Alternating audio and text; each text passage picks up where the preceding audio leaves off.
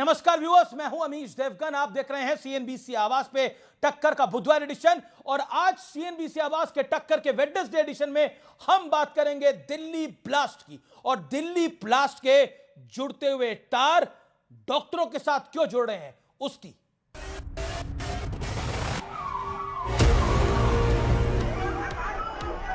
भागो, भागो।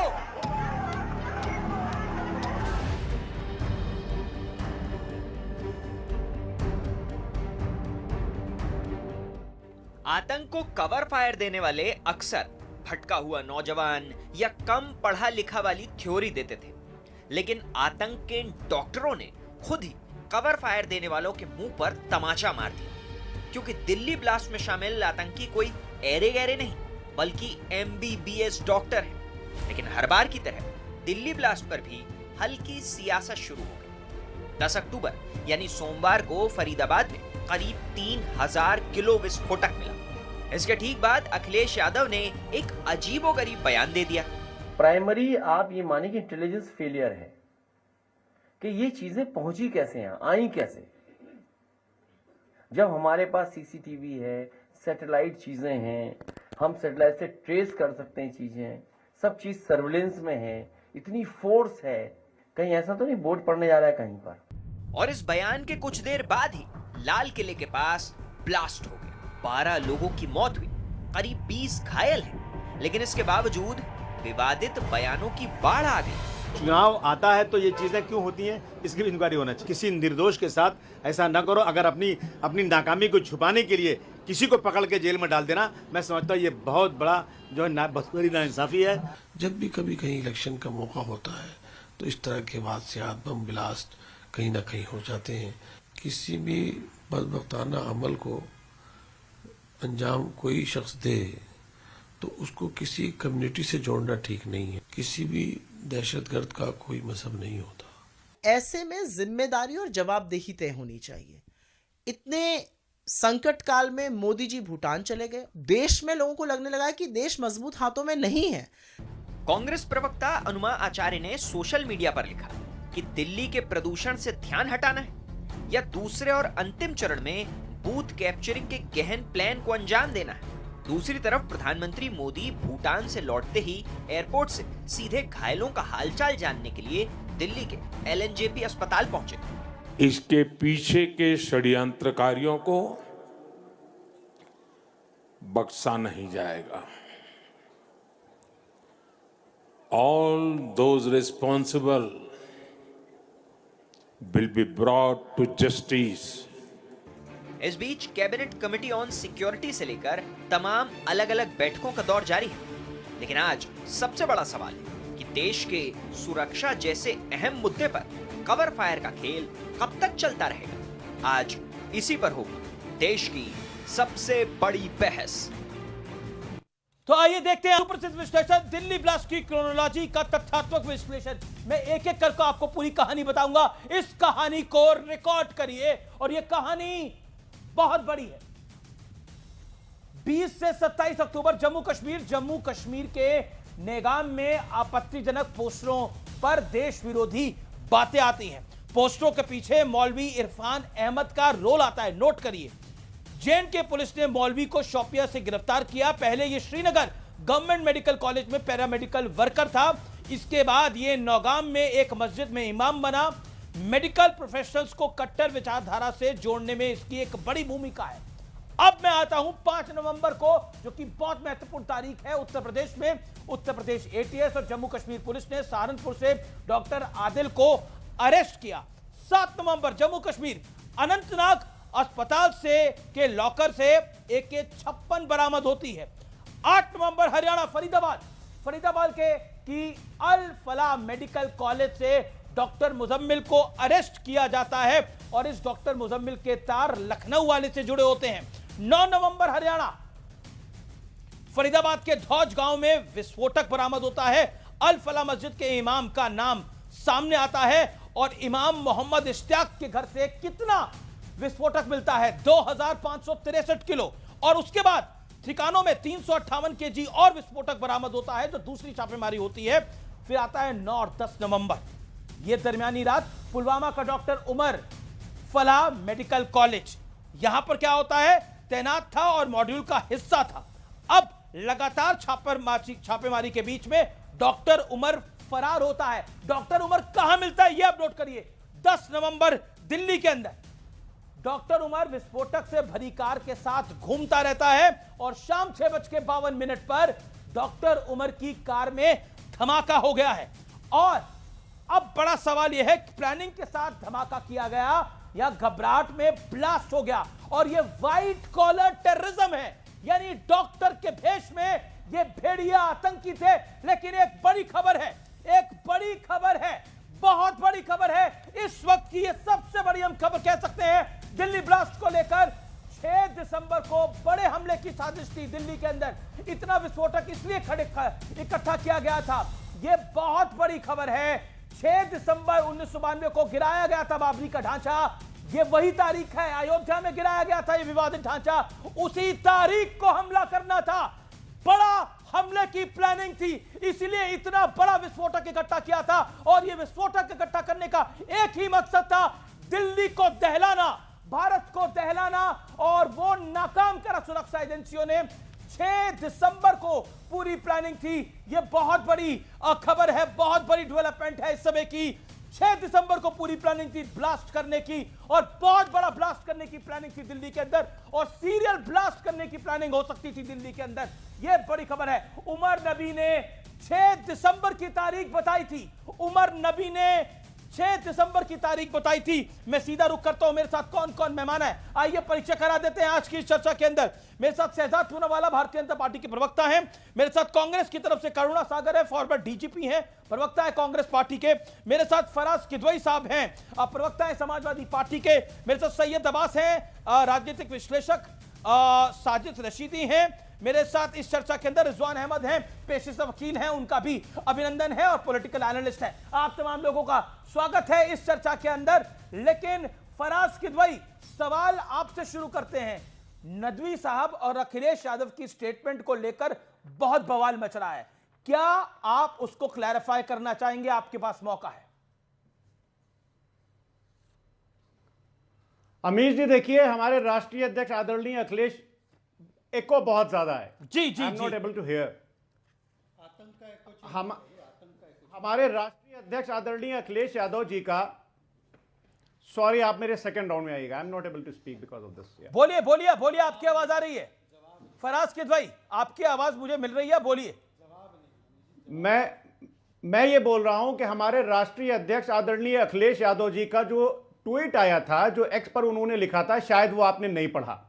उन्होंने लिखा था कि दिल्ली ब्लास्ट एक बेहद दुखद और गंभीर घटना है, इसकी हर पहलू से जांच की जाए। इस ब्लास्ट से देश की राजधानी में जो भय व्याप्त हुआ है, उससे जनता को उबारने के लिए तुरंत सुरक्षा प्रदान की जाए। मृतकों के प्रति गहरी संवेदना है, सभी घायलों को अच्छे से इलाज सुनिश्चित किया जाए। तो मुझे लगता है कि आपको यह क्या कहा था। मैं अखिलेश जी का स्टेटमेंट आपको बता दूंगा। और मोहिबुल्लाह नदवी और अबू आसिम आजमी ने क्या बोला है? अबू आसिम आजमी आपके नेता हैं कि नहीं है? नदवी आपके मेंबर ऑफ पार्लियामेंट है कि नहीं है? अमीर जी, देखिए, जब हमारे राष्ट्रीय अध्यक्ष आदरणीय अखिलेश यादव जी किसी भी मुद्दे पर या किसी भी मसले पर अगर बयान दे देते हैं, तो चाहे अबू आसिम आजमी साहब हो या चाहे कोई भी नेता हो, उनके बयान फिर इररिलेवेंट हो जाते हैं। अब जैसे मैं अगर शहजाद भाई से पूछूं कि निशिकांत दुबे बोलते थे कि देश में गृह युद्ध जो हो रहे हैं उसके लिए chief justice of India Sanjeev Khanna जिम्मेदार हैं, तो फिर क्या इसकी जिम्मेदारी लेंगे? वो नहीं लेंगे। जवाब वो बोलते हैं कि देश में धार्मिक। शहजाद, ये व्हाइट कॉलर टेररिज्म है, ये अपने आप में मॉडल सामने आया है, और 6 दिसंबर को पूरी प्लानिंग थी करने की। देखिए, क्यों 6 दिसंबर जो रिपोर्ट्स कह रही हैं, 6 दिसंबर पे पहले बोलता हूं, आपको, आपके दर्शकों को भी जानना चाहिए कि पिछले 6 महीने में 22 हमलों को रोका है हमारी एजेंसियों ने, और पिछले 30 दिनों की बात करें तो 7 हमले, जिसमें कि एक हमला 2900 किलोग्राम अमोनियम नाइट्रेट, जो 1000 किलोग्राम ज्यादा है ओक्लाहोमा बॉम्बिंग से, और उसके अलावा गुजरात में तो बायोकेमिकल वेपन यूज करने की पूरी साजिश रची हुई थी। और उसके बाद भी जिस प्रकार से हमारी एजेंसियों पर सवाल खड़े किए जा रहे हैं, और अभी उन्होंने देखिए 6 दिसंबर का डेट मंदिर आंदोलन से जुड़ा है, तो स्वभावतः जिन्होंने राम भक्तों पर गोलियों को चलाना स्वाभाविक समझा, ठीक समझा, उनको शायद लगता होगा कि ये जो है ये पूरा चुनाव से पहले करवाया जा रहा है। अब केवल अखिलेश यादव जी के बयान की बात करनी है तो ये देखो, मैं आपके डिबेट में था 2 साल पहले, यूपी एटीएस ने 2 अलकायदा के ऑपरेटिव्स को पकड़ा था, याद है Abhish ji? And at that time mister Akhilesh Yadav has said कि मुझे यूपी एटीएस पर भरोसा नहीं है, मुझे तो उन अलकायदा के आतंकियों पर भरोसा हो सकता है। दूसरी बात, अभी इन्होंने बोला कि स्टेटमेंट है भाई, सिमी को सुप्रीम कोर्ट ने कन्विक्ट किया था, स्वयं मुलायम सिंह यादव जी और सपा ने बोला था यह मासूमों का झुंड है। अरे स्वयं अखिलेश जी की सरकार ने मुस्लिम आतंकियों को निकालने की पैरवी की थी, कोर्ट ने रोक लगाकर बोला कल क्या इनको भारत रत्न और पद्मश्री देंगे, और वो फिर जाकर आगे कन्विक्ट हुए। तो ये तो समाजवादी का ट्रैक रिकॉर्ड। अब आते देखिए डॉक्टर्स पकड़े गए, अभी जी 10 सेकंड लेकर, डॉक्टर्स ऑफ आतंक तो पकड़े गए, पर जो स्पिन डॉक्टर्स है ना, उनकी भी जो जमात है, सुनिए, अनुमा आचार्य को तो आपने दिखाया कि पोल्यूशन के कारण ये ब्लास्ट करवाया गया। दूसरा, कांग्रेस के मंत्री जमीर अहमद कर्नाटका से, सेकंड फेज से पहले ब्लास्ट हुआ, कर्नाटका के सीएम, ये ब्लास्ट बिहार चुनाव से रिलेटेड है। अबू आजमी का आपने दिखा दिया, महबूबा मुफ्ती ने तो उनको बोल दिया कि निर्दोष है, तारिक अनवर, हुसैन दलवाई और जेएमएम ने भी बोला ये निर्दोष है। तो अब मैं पूछना चाहता हूं कि क्या इंडी अलायंस का ये स्टैंड कि ये सारे लोग जो 2900 किलो आतंक के एक्सप्लोजिव से पकड़े गए वो निर्दोष है और हिंदू टेरर होता है? अभी हमारे साथ एक पूर्व पुलिस ऑफिसर है। सर, मैं आपसे एक ही स्पष्ट सवाल जानना चाहता हूं, कांग्रेस के प्रवक्ता भी है, पर मुझे लगता है कि पुलिस का धर्म पहले निभाएंगे। 26/11 में कसाब पकड़ा गया, उसके बावजूद भी बताया गया कि यह हिंदू टेरर है, पाकिस्तान को क्लीन चिट दी ना, ओसामा को ओसामा जी बोला गया ना, हाफिज को हाफिज सईद साहब बोला गया ना। करुणा सागर साहब, रिप्लाई। अमित जी, पहले तो आपको, आपके सभी दर्शकों को और हमारे सभी जो फेलो पैनलिस्ट हैं, सभी को मेरा नमस्कार। आज पहली बार आपके शो में आ रहा हूँ, तो इसलिए मुझे एक छोटा सा प्रिविलेज ये मिलना चाहिए कि मुझे थोड़ा अनइंटरप्टेड टाइम मिलना चाहिए। तो देखिए, ये जो आतंकी घटना हुई है इसकी हम पुरजोर निंदा करते हैं, और जो लोग इस घटना में हताहत हुए, जो लोग इसमें इंजर्ड हुए, उन सबके साथ जो लोग हताहत हुए उनके लिए श्रद्धांजलि देते हैं, और जो इंजर्ड हुए उनके लिए हम चाहते हैं कि जल्दी से जल्दी उनके स्वास्थ्य को अच्छा किया जाए। लेकिन कुछ सवाल तो यहाँ पर होते हैं। इंटरेस्टिंगली देखिए, ये जो चारों ये जो घटनाएं हुई हैं, जो घटनाक्रम आप खुद बता रहे थे, और आप आज सुबह मैं आपका एक्स पे देख रहा था अमीर जी, तो आपने लिखा है कि सूत्रों के हवाले से, तो अभी तक आपको भी कोई ऑफिशियल जानकारी नहीं मिली है और देश को भी कोई ऑफिशियल जानकारी नहीं दी गई है। और इसके तार कहाँ कहाँ जुड़े मिले हैं? जम्मू एंड कश्मीर से, हरियाणा से, यूपी से और गुजरात से। ये चारों राज्यों में बीजेपी की सरकार है। जम्मू एंड कश्मीर में इनकी सरकार नहीं है, लेकिन Jammu and Kashmir union territory है, इसलिए पुलिस इनके अंदर आती है और ये केंद्रीय गृह मंत्रालय के अंदर आती है। तो ये अभी भी जो पुलवामा में जो 350 kg RDX आया था, जिस पर कि उस समय के मौजूदा जो सतपाल मलिक गवर्नर साहब थे, उन्होंने कई सवाल उठाए और आज तक उन सवालों का जवाब नहीं मिला। अब आप बोल रहे हैं हजारों हजार किलोमीटर के एक्सप्लोसिव्स इकट्ठा हुए हैं, अलग अलग राज्यों में इकट्ठा हुए हैं, मींस अलग अलग स्लीपर मॉड्यूल। नहीं, अलग अलग राज्यों में नहीं, फरीदाबाद में ही जो एक्सप्लोसिव्स मिले हैं वही लगभग जो कि इमाम मोहम्मद इश्तियाक के घर पे मिले हैं वो 2563 किलो हैं, और उन्हीं के दूसरे ठिकाने पर 358 किलो है, लगभग 2900 किलो का विस्फोट। तो मैं वही बोल रहा हूं। मेरा पॉइंट ये है कि आप कह रहे हैं ये सेंसिटिव मैटर है। I have all the respect for you, लेकिन आपके नेता अनुमा आचार्य कह रही हैं कि दिल्ली में पोल्यूशन से ध्यान हटाने के लिए बॉम्ब ब्लास्ट हो रहा है। क्या आपको लगता है, do you think that is right? Do you think that is right sir? एक मेंबर ऑफ पार्लियामेंट है इंडिया अलायंस के नकवी साहब, वो कह रहे हैं कि जब भी कहीं चुनाव का मौका होता है इस तरह के ब्लास्ट कहीं ना कहीं हो जाते हैं और मासूमों को फंसाना नहीं चाहिए, और यही बात अबू आसिम आजमी कह रहे हैं। बताइए, ये कवर फायर है सर इन लोगों को। ऐसा है कि अमीश जी, ऐसा है कि आप मुझे बोलने का मौका देंगे। ऐसा है कि हर पार्टी में, हमारे पार्टी में पवन खेरा जी ने इसके बारे में एक्स पे लिखा है। एक सेकंड, बड़ी खबर आ रही है इसके बारे बहुत बड़ी खबर आ रही है। समाजवादी पार्टी के वरिष्ठ नेता अबू आसिम आजमी ने एक और बहुत विवादित बयान दे दिया है। उन्होंने क्या कहा है ये आपको मैं बताता हूं। उन्होंने कहा है कि जुल्म और नाइंसाफी से पैदा होता है आतंकवाद, जुल्म और नाइंसाफी से पैदा होता है, जुल्म और नाइंसाफी खत्म करनी पड़ेगी। इन डॉक्टरों के साथ क्या जुल्म हुआ था? भारत ने इन्हें पढ़ाया, भारत ने इन्हें पढ़ाया, ये जुल्म था इनके ऊपर। ये सफेद पोश आतंकी डॉक्टर का जामा पहनकर जो कि लोगों की जान बचाते हैं, जान लेने की कोशिश कर रहे हैं। इन आतंकी, इन डॉक्टरों के साथ क्या नाइंसाफी हुई थी? इंडिया अलायंस क्या साबित करना चाहता है? इस देश के अंदर आतंकियों को इतना बड़ा कवर फायर क्यों दिया जा रहा है? मैं कहना चाहता हूं, चाहे 26/11 हुआ हो, आतंकियों को कवर फायर, चाहे पुलवामा हुआ हो, आतंकियों को कवर फायर, कभी सबूत दो। और आज कह रहे हैं आतंकियों के साथ नाइंसाफी हो रही है। रिजवान अहमद, ये सोच क्या है? ये खौफनाक सोच है। ये इजराइल में तो नहीं है, ये अमेरिका में तो नहीं है ऐसी सोच। जी हाँ, जय हिंद, वंदे मातरम, शुक्रिया। अभी जो कांग्रेस के प्रवक्ता बोल रहे थे और साथ में शायद समाजवादी पार्टी के प्रवक्ता भी बोल रहे थे, ये हर घटना की निंदा जरूर करते हैं जब भी कोई आतंकी घटना होती है। और भारत में अगर कोई आतंकी घटना हो तो पाकिस्तान भी उसकी निंदा करता है। सिमिलैरिटी देखिएगा, जो पहलगांव की घटना हुई थी उसकी निंदा भी पाकिस्तान ने की थी 22 अप्रैल को। लेकिन निंदा करने के बाद पाकिस्तान भी सवाल पूछता है, और निंदा करने के बाद ये लोग भी भारत के नेशनल टीवी पर बैठ के सवाल पूछते हैं। सिलेबस दोनों का एक है, पहले निंदा करो, फिर सवाल पूछो, फिर सरकार और मोदी को टारगेट करो, पहली चीज। दूसरी चीज, अगर ये वाली बात इनकी आती है कि हर चीज के साथ लेकिन इनके लगाने की आदत हो गई है, तो जो अबू आजिम ने बात बोली है, आप लोग जाकिर नायक के पीछे पड़े हैं, बेचारे के।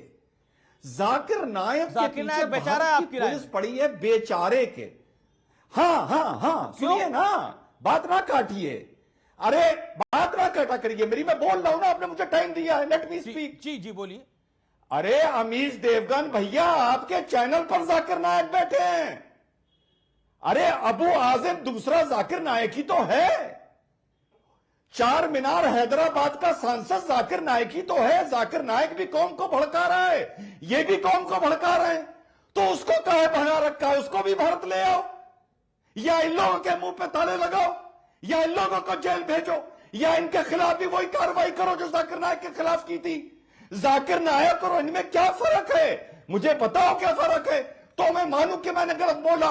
और पाकिस्तान में और इनमें क्या फर्क है, मुझे बताओ क्या फर्क है, तो मैं मानूं मैंने गलत बोला, नेशनल टीवी पर सॉरी बोल दूंगा।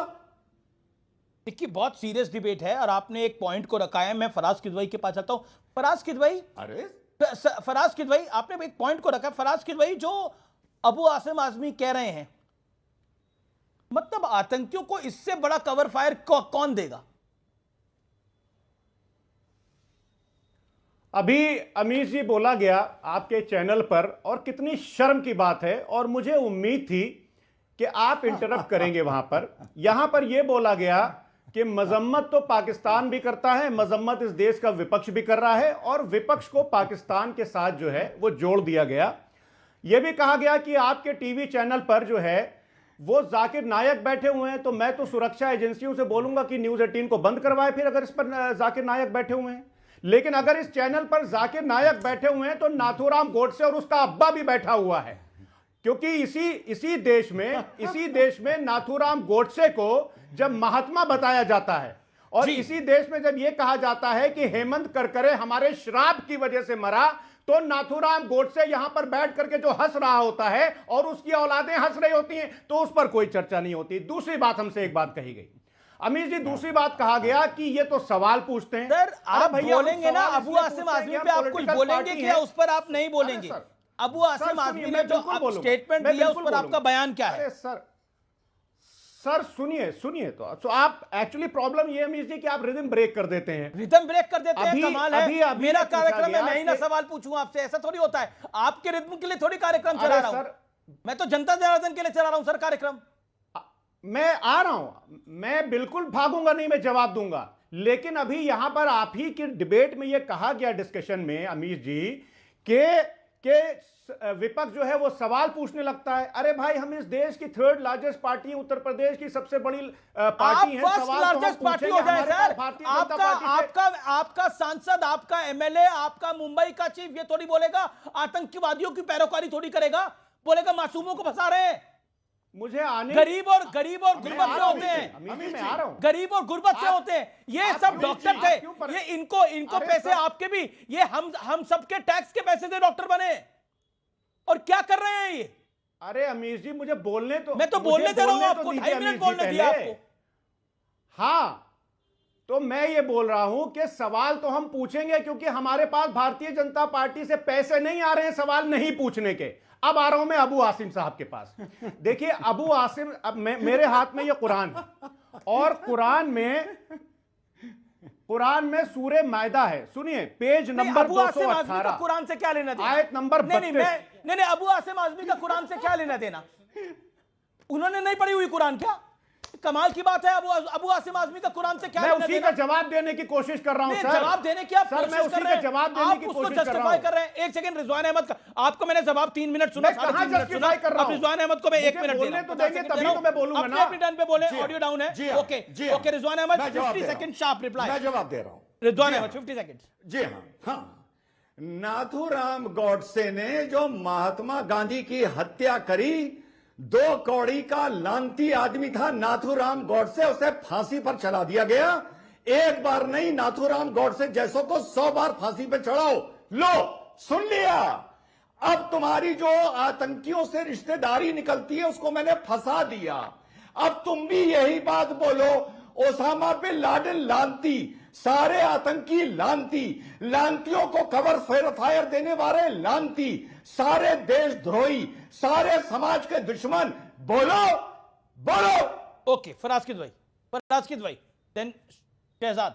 अमीर जी, पहले इस आदमी से कहिए बदतमीजी ना कर रहे, चिल्लाए ना, क्योंकि गन शहीदा में इसके साथ क्या हुआ था ये पूरी दुनिया जानती है। लानती। अब सुनिए। अरे सुनो, अरे चुप, राक्षस कहीं के। 2 कौड़ी की तेरी औकात नहीं है, चुप रहे। तुम्हारे जैसे कितने और कितने चलाए। नाथूराम गोडसे की औलाद, तेरा अब्बा था ना नाथूराम गोडसे। चुप, बदतमीज कहीं का। चुप। फराज भाई, आप पढ़े लिखे आदमी, कैसी भाषा बोल रहे हैं आप? ओके रिजवान, आप भी काम डाउन। चुप, बदतमीज कहीं। आप एक पार्टी को रिप्रेजेंट कर रहे हैं फराज की भाई, प्लीज मेरी रिक्वेस्ट। रंग के बैठा है यहाँ पर जवान बनने के लिए। बदतमीज आदमी, इसे कहिए चुप रहे। वो अपनी टर्न पे बोले। अरे बोलना जो मैंने नाथूराम के लिए बोला। अच्छा, अभी रिजवान अपनी टर्न पे बोले, आपके फराज की भाई नहीं बोले। Provide that courtesy. Okay Rizwan Ahmed. Cover fire देने वाले तुम जाकिर नायक से बदतर हो, तुम नाथूराम गोडसे से बदतर हो, तुम नारायण आप्टे से बदतर हो। मुझे तो बोलना था, मैंने बोल दिया। मैंने तो नाथूराम के लिए बोलना था, बोल दिया। मुझे एक सेकंड, मैं शहजाद आपके पास आता हूं। मैं एक सेकंड, ऑल ऑडियो, एक सेकंड। रिजवान शांति, मैं आ रहा हूं। रशीद जी आपके पास, रशीद जी आपको बता रहा हूं, मुझे 10 सेकंड, आपको 40 सेकंड दे रहा हूं। मैं आपको 40 सेकंड दे रहा हूं। जो बयान दिया है अबू आसिम आजमी ने, वो बयान कहीं से कोई जस्टिफाई हो सकता है? हमीद जी, ये टेररिज्म का सबसे घटिया जस्टिफिकेशन है। अभी तक हमने देखा एक जमात क्या बोलती थी, गरीब होते तो आतंक करते हैं, पढ़े लिखे कम होते तो आतंक करते हैं। अब बोलते हैं कि नाइंसाफी, इस देश में सबसे ज्यादा नाइंसाफी कश्मीरी पंडित के साथ हुई। कभी सुशील पंडित ने बंदूक उठाई, कभी ललित अंबिरदार ने पंडित उठाई। ये परिस्थिति नहीं, ये परिवरिश और सोच का मामला है। दूसरी बात मैं पूछना चाहता हूं, अभी उन्होंने अबू आजमी का एक थोड़ी बयान है, याकूब मेमन की पैरवी सुनिए कैसे करते हैं। यार याकूब मेमन की जमानत हो गई होती तो शायद ये केस और अच्छा होता।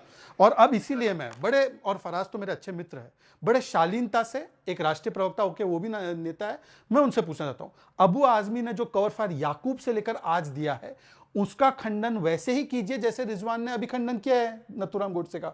चलिए रिजवान को साधुवाद उसने कर दिया, अब उस विषय को छोड़ दो। अब फराज साहब, मेरी सीधी चुनौती आपसे कि जो सीरीज ऑफ बयान आए हैं including the statement of mister Abu Azmi, उस पर आपका क्या स्टैंड है। और करुणा सागर जी, आपसे एक सवाल मेरा यह है कि अनुमा आचार्य का स्टैंड आपकी कांग्रेस का स्टैंड है या नहीं है। ओके, सागर साहब से पूछा और फराज किदवई से पूछा। पहले फराज साहब, पहले फराज किदवई जवाब, अबू आसिम आजमी पे जवाब, नाइंसाफी हो रही है।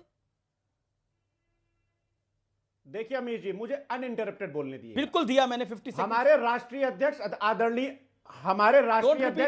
अखिलेश यादव जी का मैंने आपको बयान बता दिया। दूसरी बात मैं ये बोल रहा हूं कि कुरान में सूरह मैदा में आयत नंबर 32 में ये सीधा लिखा हुआ है कि अगर किसी एक बेगुनाह को आप मारते हैं तो पूरी इंसानियत का आप कत्ल करते हैं। तो जो भी ये आतंकवाद है या जो भी लोग आतंकवादी फैला रहे हैं, चाहे वो डॉक्टर हो, चाहे इंजीनियर हो, चाहे जो लोग भी हो, हम उसकी मजम्मत करते हैं, उनको फांसी पर लटका दीजिए। अबू आसिम आजमी के में क्या बोलेंगे, वो नाइंसाफी की बात कर रहे हैं, तो शायद वो नाइंसाफी की बात करें। नदवी आपके मेंबर ऑफ पार्लियामेंट कह रहे हैं कि चुनाव का मौका होता है तभी ब्लास्ट हो जाते हैं। नदवी मौलाना है, नदवी मौलाना और मेंबर ऑफ पार्लियामेंट है, दोनों आपके बड़े नेता हैं। सुनिए अमीर जी, सुनिए चुनाव का अखिलेश जी ने बोला था कहीं ऐसा तो नहीं है वोट पड़ने जा रहे हैं।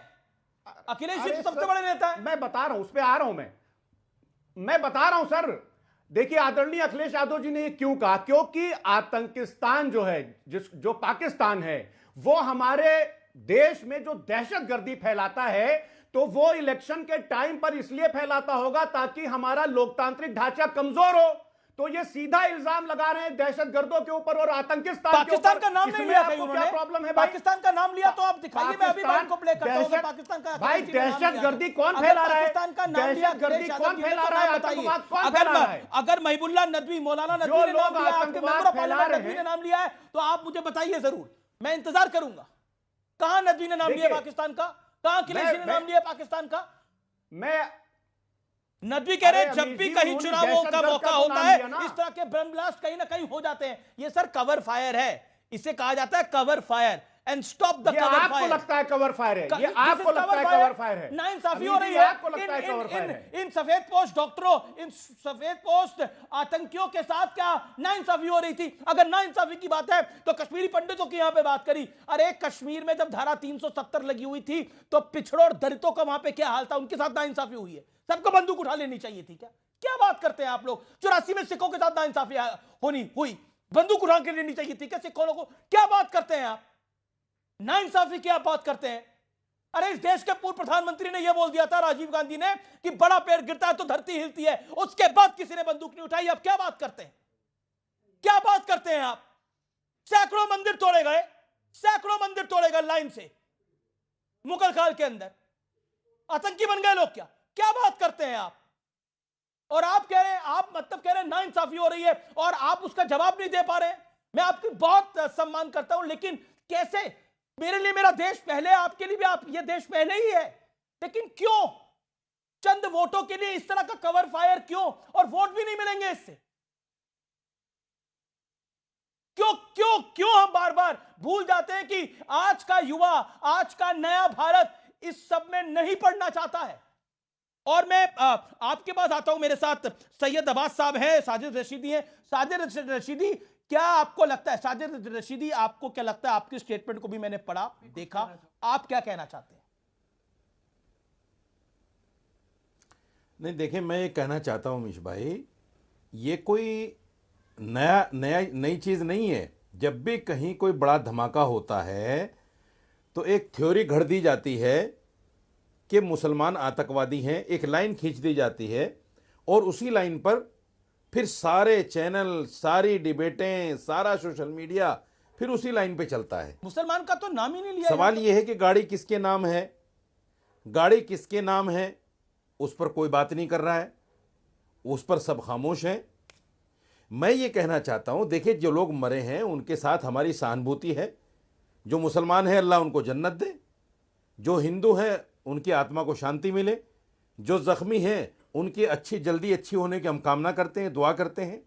लेकिन मैं फिर कहता हूं, ये बार बार जो कहीं ना कहीं मुसलमान हिंदू मुसलमान के साथ आप थ्योरी जोड़ अच्छी रहे हैं, नहीं किसी है। ने जोड़ा नहीं इसको। ये कब तक चलेगा? अब तो पकड़े जा रहे हैं एनआईए, सुनिए, अरे सुनो तो भाई, एनआईए का स्टेटमेंट आया है, उन्होंने कहा है कि हम धर्म या संप्रदाय के नाम पर जांच नहीं कर रहे हैं, हम सबूतों के नाम पर कर रहे हैं।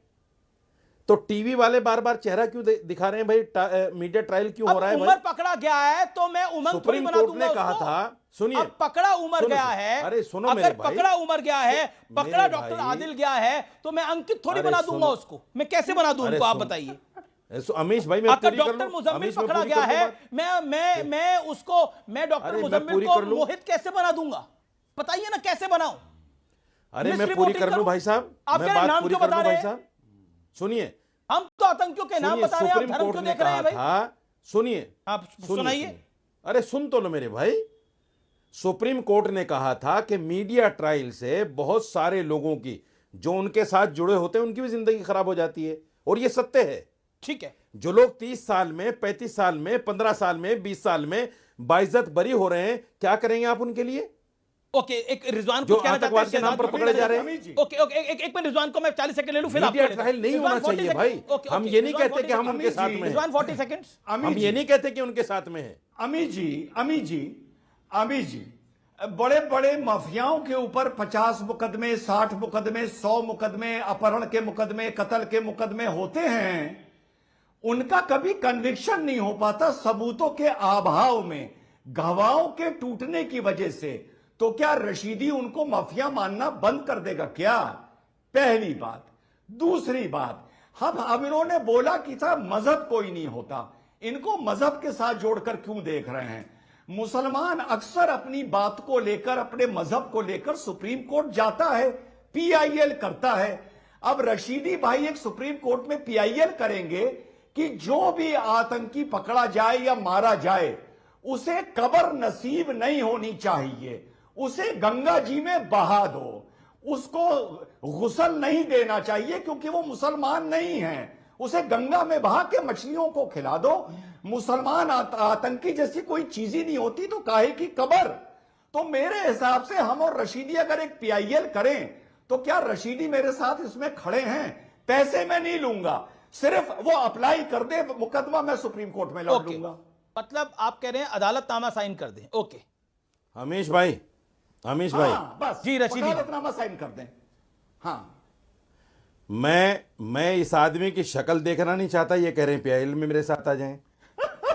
बेवकूफ लोगों के साथ नहीं लगता मैं।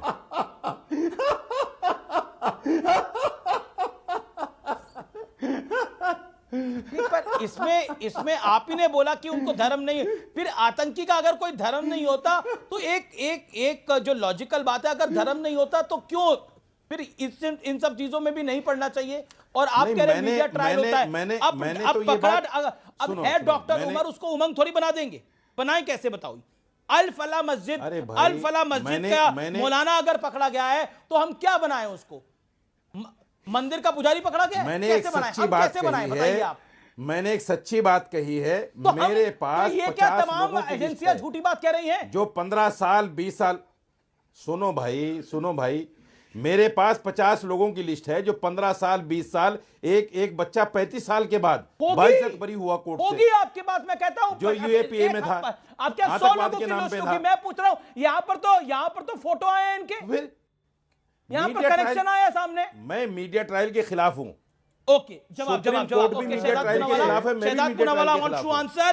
करुणा सागर वंशु आंसर। जो लोग ये कह रहे हैं, वैसे तो इनका कहना होता है कि आतंक का कोई धर्म नहीं होता, ये हम भी मानते हैं, पर एक धर्म के आतंकी के लिए ही ये लोग पैरवी करते हैं, धार्मिक और वोट बैंक के आधार पर। और इससे पहले पूछिए, जब हिंदू टेरर बिना एक सबूत के बोला गया तब किसी ने विरोध नहीं किया। उल्टा साध्वी प्रज्ञा को बिना कोई केस के भी कन्विक्ट करके बोल दिया कि टेररिस्ट है, तब दूसरा स्टैंड ले लेते। दूसरी बात मैं पूछना चाहता हूं, अरे भाई अमीश जी और टीवी चैनल को गाली देने से अच्छा जैश-ए-मोहम्मद नाम रखा है, लश्कर-ए-तैयबा, अल-कायदा। मुझे बताइए ना कि कितनी सारी तंजीमों ने एक स्वर में हजारों फतवे निकाल कर कहा है कि हम इसका खंडन करते हैं। तीसरी और आखिरी बात, जस्ट लास्ट बात, देखिए असलियत में क्या हो रहा है कि वोट बैंक के नाम पर जिस प्रकार से कवर फायर दिया जा रहा है। और मैं सिर्फ एक चीज फिर से करुणा सागर जी से पूछना चाहता हूं, करुणा सागर जी, क्या अगर आप भी मानते हैं फराज जी की तरह कि यह पाकिस्तान द्वारा प्रायोजित आतंकवादी है, तो फिर क्यों आपकी ऑफिशियल स्पोक्सपर्सन और नेता कह रहे हैं कि यह साजिशन किया गया है चुनावों से पहले और यह दिल्ली पोल्यूशन से ध्यान भटकाने के लिए? इस पर स्पेसिफिक जवाब दीजिए। अब्बास साहब जो काफी देर से इंतजार कर रहे हैं पेशेंटली, करुणा सागर साहब, आपको लगता है ये जो सफेद पोश आतंकियों का गिरोह है, ये नया पैटर्न है, डॉक्टर बने आतंकी?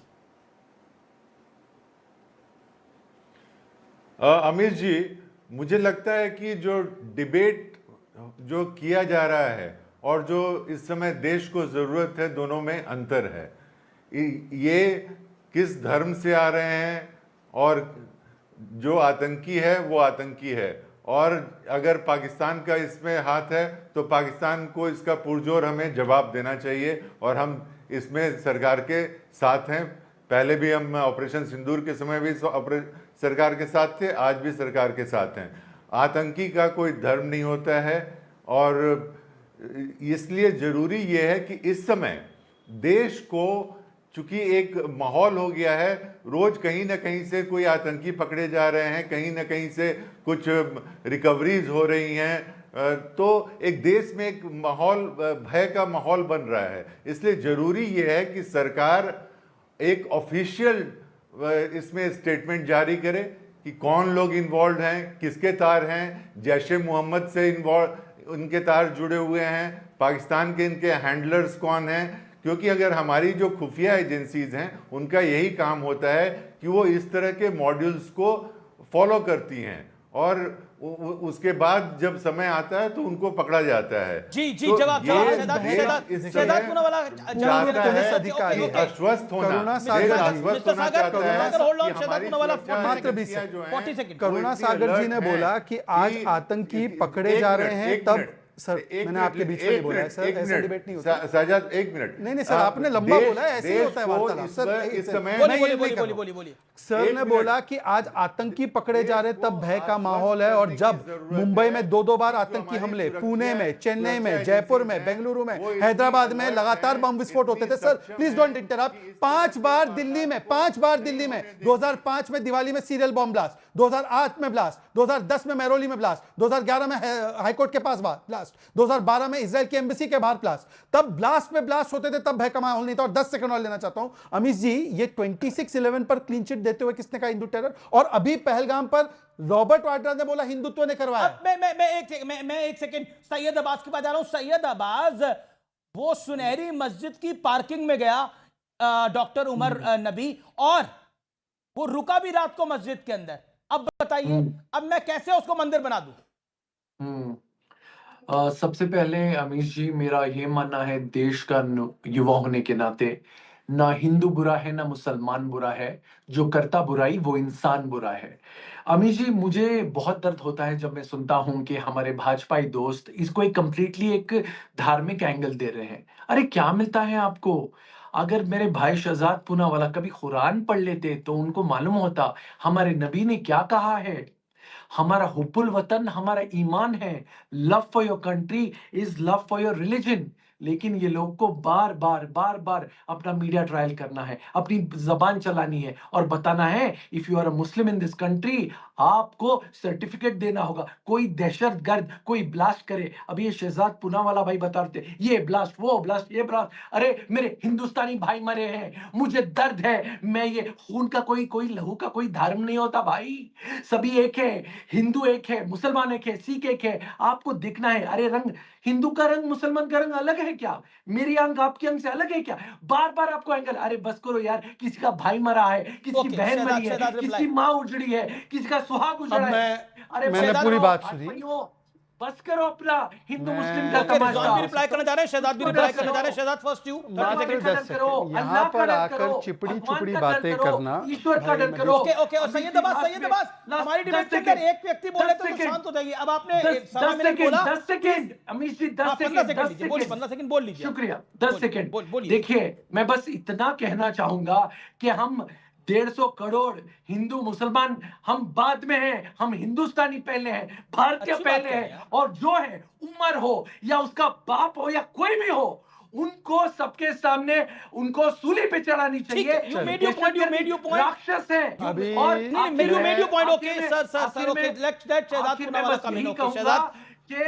एक सेकंड, सन्मति दे भगवान, सबको सद्बुद्धि दे भगवान। ओके, हिंदू मुस्लिम सुनहरी मस्जिद की पार्किंग में रुका, उससे पहले आसिफ अली रोड के पास एक मस्जिद में रात को रुका। देखिए, सैयद अब्बास आके यहाँ पे एक चीज बोलते हैं, उनके नेता जमीर अहमद और सिद्धरमैया बोलते हैं कि चुनाव से पहले करवाया गया, तो क्या स्टैंड है?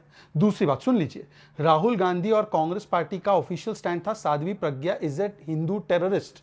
अब उस पर बता दीजिए, तब तो सैयद अब्बास के पेट में दर्द नहीं हुआ। आज जब पकड़े गए सबूत के साथ मस्जिद के पास, तो उसके बाद बोलते हैं कि कोई टेरर का रिलीजन नहीं होता। वैसे हिंदू लिंचर था ना, याद है सर? जय श्री राम बोलकर लिंच किया जा रहा है। जी। जय Shri Ram is a war cry, ये सारे बयान याद है कि नहीं याद है? ठीक है, एक सेकंड, रिजवान भी कुछ रिस्पॉन्ड करना चाहते हैं। रिजवान एक सेकंड, सैयद अब्बास को रिजवान रिस्पॉन्ड करना चाहता है। रिजवान 30 सेकंड, देन करुणा सागर साहब।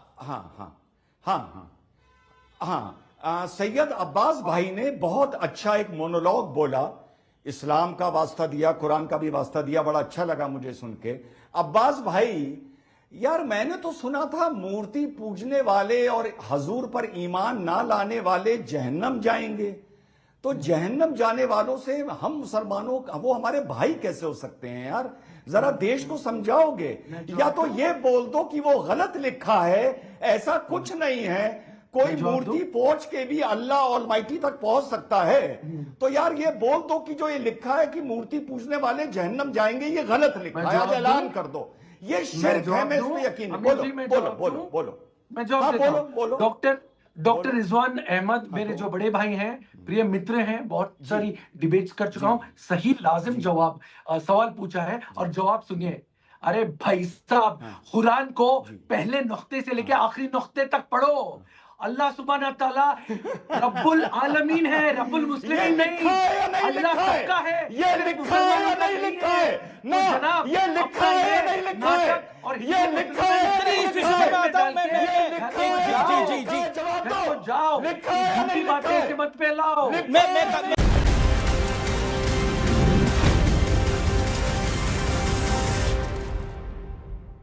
वेलकम बैक व्यूअर्स, आप देख रहे हैं सीएनबीसी आवाज पे टक्कर का आज का एडिशन। करुणा सागर के पास चलता हूं, जो कि फॉर्मर डीजीपी भी हैं और कांग्रेस के प्रवक्ता भी हैं। एक सेकंड, करुणा सागर साहब, आप बड़े रिस्पॉन्सिबल आदमी हैं, मैं आपसे जानना चाहता हूं, जब आपकी नेत्री एक बात कहती हैं तो क्या जिम्मेदारी तय नहीं होनी चाहिए?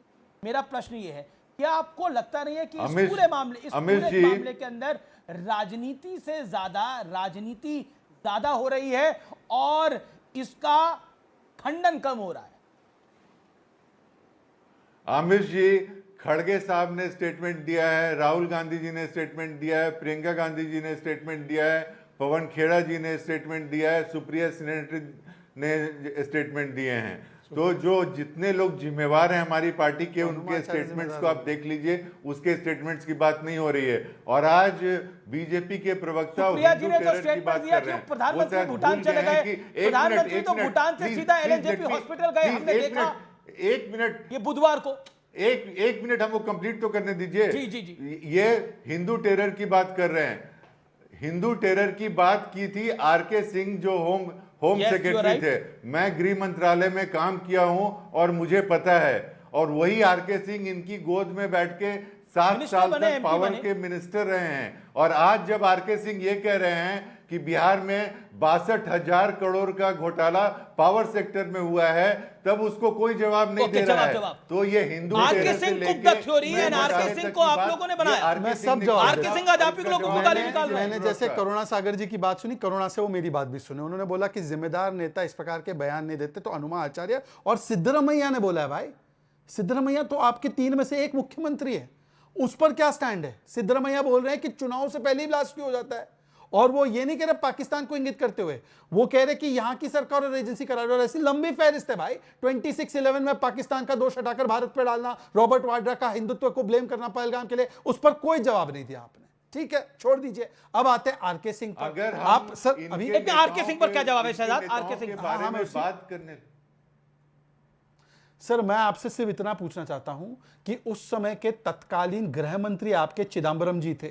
चिदम्बरम जी ने बोला कि 26/11 के बाद मैं चाहता था कि पाकिस्तान पे हमला हो, पर मुझ पर ओवरवे कर दिया। जब गृह मंत्री की कोई पूछ नहीं थी तो गृह सचिव की क्या पूछ थी भाई? आप कह रहे गृह सचिव डिसाइड कर रहा था, आपके यहां तो गृह मंत्री की कोई पूछ नहीं। एक सेकंड वो तो पाकिस्तान पे हमला करने के पैरवी एक सेकंड रिजवान, मैं आपसे जानना चाहता हूं बिल्कुल आखिरी शब्द में, क्या आपको लगता है ये व्हाइट कॉलर टेरर है? 10 सेकंड फाइनल वर्ड। नहीं नहीं, गलत बात है। नहीं अमीश भाई, हेलो हेलो जी शुक्रिया। टाइम यहां पर समाप्त होता है। आप तमाम लोगों का बहुत बहुत शुक्रिया। और अब आज का विचार, जहां आपका होना ना होना ही बराबर हो, वहां आपका ना होना ही बेहतर होता है। यह था आज का विचार। तो फिलहाल सीएनबीसी आवाज के टक्कर के आज के एडिशन में इतना ही। तमाम मेहमानों का शुक्रिया, शहजाद आप यहां हमारे साथ आए, आपका बहुत बहुत अभिनंदन। फिलहाल सीएनबीसी आवाज के आज के एडिशन में इतना ही। आप देखते रहिए सीएनबीसी, देश का नंबर 1 बिजनेस चैनल। नमस्कार, गुड नाइट।